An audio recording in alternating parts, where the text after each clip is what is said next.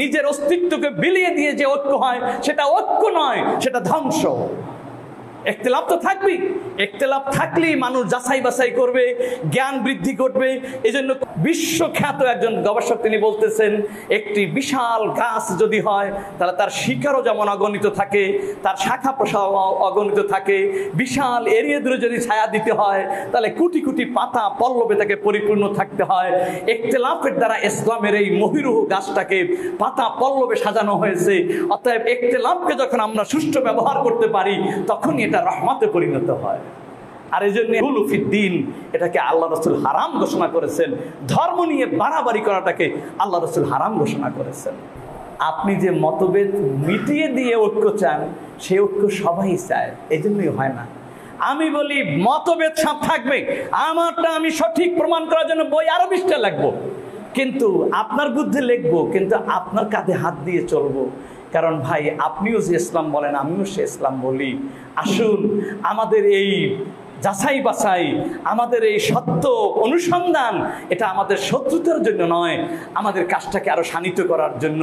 কিন্তু ইসলামের সাথে আমরা সবাই এক, আল ইত্তেহাদ মা আল ইখতিলাফ। আমি আলিয়া, কওমিয়া, এমনকি জেনারেল শিক্ষিত সর্বোচ্চ ক্ষমতাবান সব মানুষের সাথে ভিন্ন ভিন্ন বসেছি। সবার ভিতরে ইসলামের দরদ আছে, কিন্তু দরদটা তার মতো করে। কেউ চায় মাথা মুন্ডন করে তারপর সব মাথা মিলিয়ে দেবে, কেউ চায় আঙ্গুলগুলো কেটে দিয়ে সব মিলিয়ে দেবে, আর কেউ হতাশ হয়ে বলতেছে আমরা রাজনীতি ফাজনীতি করি না, আর আমাদেরকে বললে লাভ নাই ভাই, ইমানটা লয়ে কবরে যাইতে পারলে হয়। আর এর একটা কারণ বলতে পারি, আমরা মূলত ইসলামী থিমস থেকে সরে গেছি। আমরা ইসলামী আচরণ থেকে সরি নেই, তাহাজিব তামাদ্দুন থেকে সরি নেই, চেতনা থেকে সরে গেছি। আমরা নামাজ পড়ি ঠিকই, কিন্তু সে নামাজটা ওই পূজার মতোই হয়ে যাচ্ছে। আমরা রোজা রাখি ঠিকই, কিন্তু সেটা ওই উপবাসের মতো হয়ে যাচ্ছে। আমরা আমাদের অনুষ্ঠানগুলো সব আছে, কিন্তু এটা কেন করছি সেই চেতনা আমরা হারিয়ে ফেলেছি।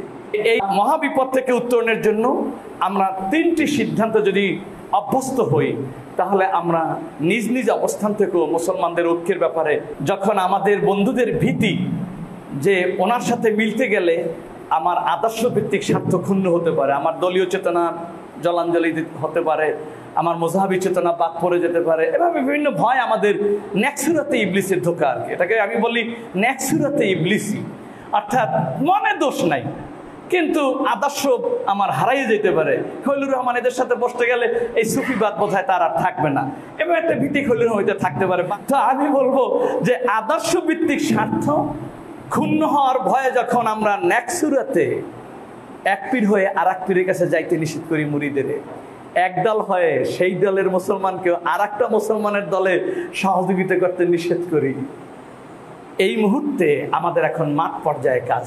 কুনু আনসার আল্লাহ।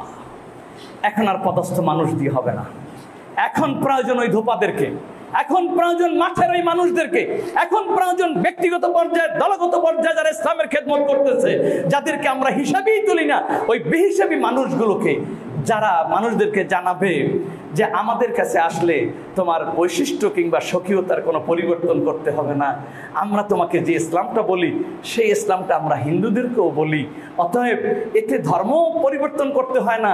ইসলাম তারপরও একটা হিন্দু যে পরিমাণ মানবে ওই পরিমাণে ইমানের দিকটা মানেনি ঠিক, কিন্তু পার্থিব জীবনে যতটুকু মানবে ওই পরিমাণে সে শান্তি পাবে, এটাই কোরআন ও সুন্নাহ দ্বারা প্রমাণিত। সুতরাং আমার প্রথম আবেদন, কারো আদর্শ ভিত্তিক স্বার্থ ক্ষুণ্ণ করব না। ঐক্যবদ্ধ হলে ব্যক্তিগত দলগত আদর্শ ভিত্তিক স্বার্থ ক্ষুণ্ণ হতে পারে, নিজ নিজ স্বকীয়তা ও বৈশিষ্ট্য বিলীন হতে পারে ভেবে যখন কেউ কারো কাছে ঘেঁষছে না, এই পরিস্থিতিতে আমাদের কথাবার্তা, আলোচনা, কর্মকাণ্ড এমন হতে হবে যাতে কারো আদর্শিক স্বার্থ ক্ষুণ্ণ হওয়ার বা কারো স্বকীয়তা ও বৈশিষ্ট্যের পরিবর্তন ঘটার কোনো আশঙ্কা সৃষ্টি না হয়। অন্তত এতটুকু সংযমী হওয়া সম্ভব কিনা, কি কথা বলেন? কি পারা যায়? আমরা অন্যকে একটু সম্মান দেখাতে পারি কিনা, পারা যায়? দ্বিতীয় নম্বরে আমি বলেছি মুসলমান প্রতিপক্ষ নয়।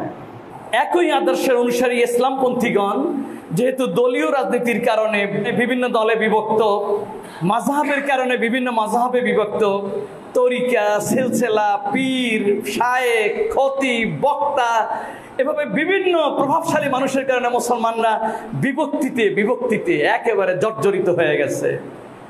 সুতরাং এমতো অবস্থায় কাউকে প্রতিপক্ষ ভাবা হবে আত্মঘাতী আচরণ। অতএব মুসলমানের কোনো দল, কোনো শ্রেণী, কোনো গোষ্ঠীকে প্রতিপক্ষ সাব্যস্ত না করে অন্তত সহনশীল হই। তার বিষয়টাকে আমরা মানি না ঠিক, কিন্তু আমরা তার বিষয়টাকে নিয়ে মাতামাতি করে তার জয়ীফ হাদিসটাকেও যেন অস্বীকার করে কুফরির ভিতরে পড়ে না যাই, আমরা যেন সহনশীল হই। তৃতীয় নম্বর আমি বলেছি দ্বন্দ্ব পরিহার করে চলব। ইখতিলাফ বা মতভেদের মূলোৎপাটন যেহেতু অবাস্তব, অসম্ভব, তাই এই বিষয়টি বিবেচনায় রেখে মুসলমানদের মিলিত ধারা সৃষ্টির জন্য পরস্পর কাদা সরাসরি বন্ধ রাখতে হবে। মতদ্বন্দ্ব সৃষ্টি হয় এই জাতীয় কাজে প্রত্যক্ষ পরোক্ষ সংশ্লিষ্টতা পরিহার করতে হবে। আমার এই তিনটে আবেদনও যদি আপনারা একটু একটু করে নিজ অঙ্গন থেকে কার্যকর করেন, আমার মনে হয় ইব্রাহিমের জন্য প্রজ্বলিত ওই অগ্নিকুণ্ড নিভবে না ঠিক, কিন্তু ওই ব্যাঙের পেশাবের মর্যাদাটা হয়তো আমরা পেয়ে যাব। হুজুর ঐক্য শুধু মুসলমানেরই ভাবেন নাই, হুজুর বলেছেন ইসলাম রক্ষায় মুসলমানের ঐক্য, কিন্তু শান্তি রক্ষায় ওই সমাজের সকলের ঐক্য। হুজুর বলেছেন রাষ্ট্র রক্ষায় রাষ্ট্রের সবাই ঐক্য, পৃথিবীময় বিশ্ব শান্তি বিকাশের জন্য জাতিতে জাতিতে ঐক্যের প্রয়োজন। অনেক কঠিন একটা কথা, এবং হুজুর বলেছিলেন মানবাধিকার রক্ষা করা এটা ছিল ইমানের ভিত্তি। অতএব আমরা যখন ধর্মের নাম দিয়ে আরেকজনের বাক অধিকারকে রুদ্ধ করার চেষ্টা করি, তখন এটা এক ধরনের ধর্মের নাম দিয়ে ধর্মহীনতারই নামান্তর। আল্লাহ আমাদেরকে বোঝার তৌফিক দান করুন। আপনারা দেখছেন এটিআর টেলিভিশন, সত্য প্রবর্তনে ঐক্য।